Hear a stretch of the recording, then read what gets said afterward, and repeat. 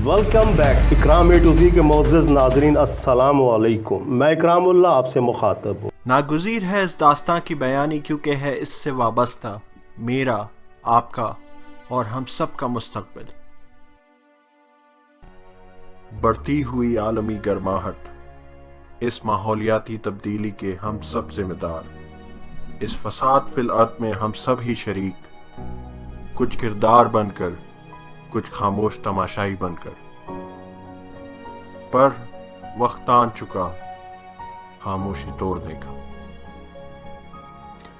हम उस दौर में दाखिल हो चुके हैं जब दहशत गर्दी से भी बड़ा मसला हमारे ताक़ुब में है, पर हम उसे नज़रअंदाज कर रहे हैं क्योंकि शायद वो पस मंज़र में है।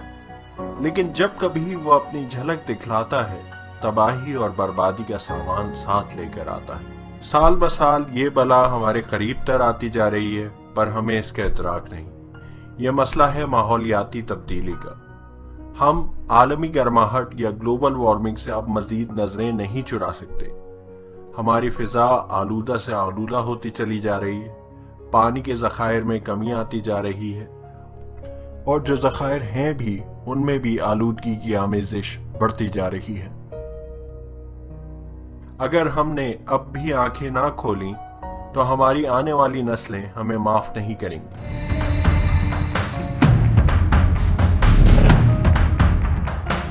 या ग्लोबल वार्मिंग के तदारुक के लिए किन इक़दामात की जरूरत है, इस पर भी जोर दिया। आलमी गर्माहट के दो पहलू हैं। एक तरफ तो साल ब साल गर्मी बढ़ रही है, जिससे कई इलाकों में कहत और खुश्क साली में इजाफा हो रहा है, और दूसरी तरफ अगर बारिश होती भी है तो इतनी मौसलाधार के तबाही का बाइस बन जाती है।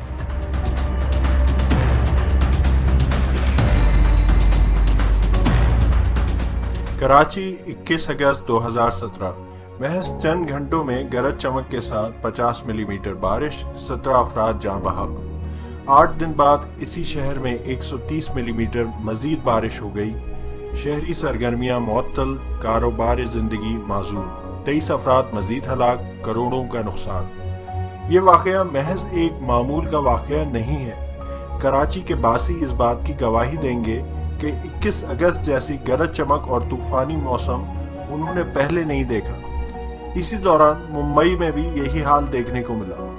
गो के इसमें कोई शक नहीं कि इंतजामी मामलात में कोताही हुई है, जिसमें शहरियों का भी अपना कसूर है।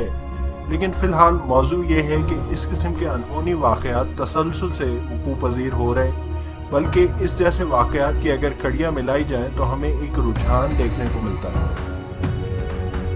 2 साल पहले कराची शहर में शदीद गर्मी की लहर से सैकड़ों अफराद हलाक हो गए थे। अगर हम मुशाहिदे का दायरा और वसी करें तो हमें थर में मुसलसल कहत और खुश्क साली दिखेगी, और उससे भी पीछे जाएं तो पाकिस्तान में 2010 का सैलाब दिखेगा, जिससे एक अंदाजे के मुताबिक 2 करोड़ लोग मुतासिर हुए। इस जैसे अनगिनत वाक़यात दुनिया भर में रूनुमा हो रहे हैं। फसलें तबाह हो रही हैं, कच्ची इमारतें ज़मीं बोस हो रही हैं, रास्ते मुनक़ता हो रहे हैं। मौजूदा साल बांग्लादेश में 4 बड़े सैलाब आ चुके हैं, जिनमें अगस्त 2017 के सैलाब में अब तक 1200 अफराद के हलाक होने की खबर है। ये इंडिया का एक गांव है जहां का किसान दुहाई दे रहा है कि उसकी तमाम फसल तबाह हो गई। पूरे साल की बारिश महज 5 घंटे में बरसी। हाल ही में अमेरिका में तूफान, जिसे हरिकेन हार्वी कहा जा रहा है, उससे नुकसान का तखमीना $10 अरब से $50 अरब के दरमियान। इस माहौलियाती तब्दीली का सबसे बड़ा अलमिया यह है कि जिन ममालिक के पास वसाइल नहीं है, वही तरक्की पजीर ममालिक इस तब्दीली से सबसे ज्यादा मुतासिर हैं।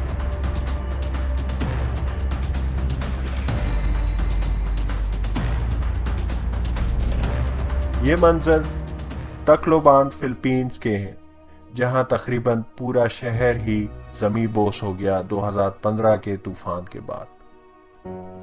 साइंसदान बताते हैं कि आलमी गर्माहट की वजह से तूफानों में भी शिद्दत बढ़ रही है। ज़्यादा गर्मी की वजह से अम्ले तफ़ख़ीर बढ़ रहा है और नतीजा समंदरी तूफ़ानों में ज़्यादा नमी का तनासुब جو جب برستا ہے تو قہر بن کر ٹوٹتا ہے۔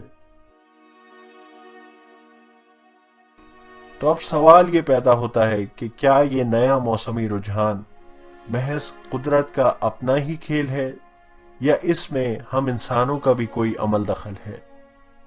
اگر ہم تاریخی پس منظر دیکھیں تو جب سے صنعتی دور شروع ہوا تب سے ہم نے ہزاروں ٹن کوئلہ جلانا شروع کر دیا، جو اب لاکھوں ٹن ہو چکا ہے۔ پہلے کے دور میں صنعتیں شہر کے درمیان ہوتی تھیں۔ اسی دور میں یہ دیکھا گیا کہ فیکٹری سے اٹھنے والے دھوئیں سے لوگ بیمار ہونا شروع ہو گئے، شہری عمارتیں غبار سے سیاہ ہونا شروع ہو گئیں۔ ہم نے صنعتوں کو تو شہر سے باہر نکال دیا پر کوئلہ جلاتے رہے۔ گاڑیوں کی ایجاد کے ساتھ ہم نے تیل بھی جلانا شروع کر دیا۔ بجلی کا دور آیا تو گیس سے بجلی پیدا کرنی شروع کر دی۔ آج شہروں میں محض گاڑیوں کے دھوئیں کی وجہ سے سانس کی بیماریاں عام ہیں۔ اس کے علاوہ کئی شہروں میں اسموگ مسلسل براجما رہتی ہے۔ دبئی ہو یا بیجنگ، آپ ان شہر کی تصاویر میں اسموگ کی دھندلاہٹ دیکھ سکتے ہیں۔ اس دھوئیں کے نتیجے میں خالی بیجنگ میں اوسط عمر میں 5 سال کی کمی آ گئی ہے۔ پاکستان میں 2017 کے اوائل میں لاہور شہر کے اطراف تقریباً 2 ہفتے اسموگ چھائی رہی، جس نے وہاں کے شہریوں کو خاصا متاثر کیا۔ یہ سب تو انسانی سرگرمیوں کا وہ ثبوت ہے جس سے ماحولیاتی تبدیلی چھوٹے پیمانے پر نظروں کے سامنے آ گئی ہے۔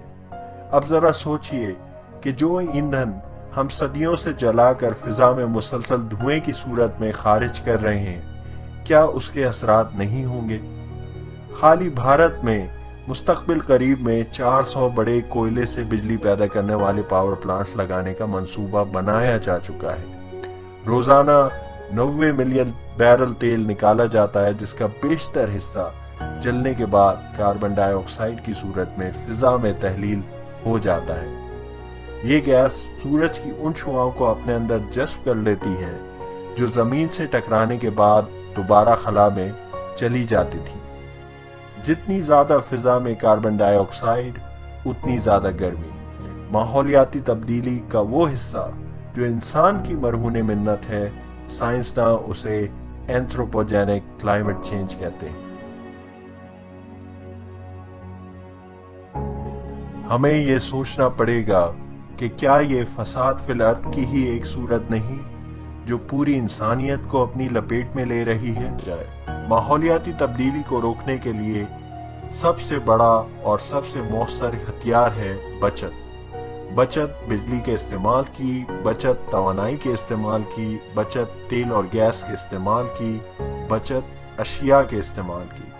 خالی ہم پلاسٹک کے تھیلوں پر پابندی لگا دیں تو یہ رجحان بدلنے کی طرف ایک اہم قدم ہوگا۔ ہمارا دوسرا اہم ہتھیار ہے درخت۔ کثیر تعداد میں درخت اگا کر ہم ماحول میں نمایاں تبدیلی لا سکتے ہیں۔ درخت نہ صرف فضا سے کاربن ڈائی آکسائیڈ کو جذب کر لیتے ہیں بلکہ آکسیجن بھی فراہم کرتے ہیں۔ ماحولیاتی تبدیلی کی روک تھام کے لیے ترکش میں تیسرا تیر ہے تجدیدی توانائی یا رینیوبل انرجی کا۔ ہم اگر بجلی پن بجلی گھر، ونڈ ٹربائن یا سولر پینل سے حاصل کریں تو اس طرح بجلی پیدا کرنے سے فضا میں کسی بھی گیس کا کوئی اخراج نہیں ہوتا۔ اور سب سے بڑھ کر ہمیں پیدا کرنی ہے اس مسئلے پر آگاہی، کیونکہ جب تک اس مسئلے کے حل کے لیے ہم نہ صرف انفرادی سطح پر بلکہ اجتماعی سطح پر متحرک نہیں ہوتے، تب تک ہم کسی بھی لائے عمل کو عملی جامہ نہیں پہنا سکتے۔ ہمیں اپنی سوچ اور رویے دونوں میں تبدیلی لانی ہو۔